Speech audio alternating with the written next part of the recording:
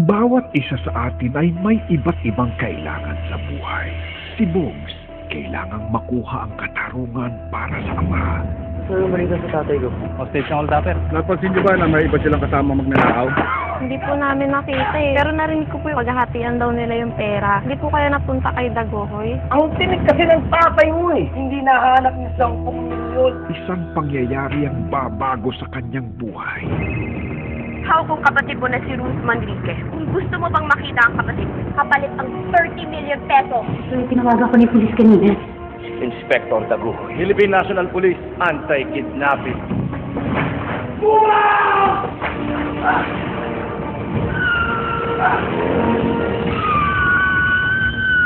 Baba! Siya yung kidnapper? Diyosa yan. Eh, si Ruth Manrique yan eh. Ano na naman kalokohan ito? Kinita mo sarili mo pag nanakawa mo ang sarili mo pamilya? Pinagtitripan niya yung kapatid ko. Ay, nakakaawa ka naman. Dito makikilala si Ruth. Kailangang patunayan ang sarili sa pamilya. Modeling is not even a profession. You say you're my family. You can't even support my one big dream. At si Roxanne, Kahit ng bata pa yan. At maging lalaki. Importante sa kanya yung aprobado muna sa akin. nangangailangan ng kalayaan. Tumatanda na ako pero parang wala pa rin talaga nararating ang buhay ko. Iimbitahin ko dun na matagal ko nang nakaschedule sa akin. Kapag nakita nila ko, Priot yan.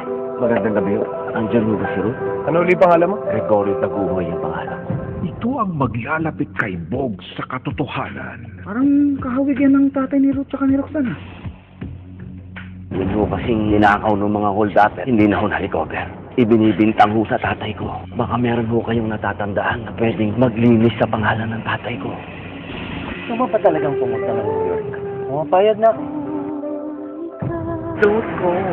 Sa tagal kong inantay ko, para naman bumagay ako sa pamilya namin. Ruth, hindi ka man lang nagsabi na aalis ka na. Pangarap ko ang priority ko. Gusto ko malaman ng pamilya ko na I'm worth something.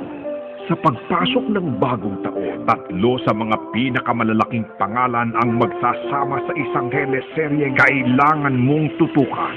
Chris Aquino, Ann Curtis, at Robin Padilla. kagwapo mo, sipag, ang daming ibang babaeng magkarapat dapat mong mahal yung boy. Ano? Bababa ka hindi!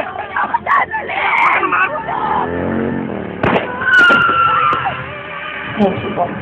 Maraming salamat talaga. Sa pag-usbong ng pag-ibig, Sandali ko palang nakakasama si Roxanne, pero pakiramdam ko, kilala ko na yan. may magiging maligaya at may kailangang masaktan. Roxanne Manrique,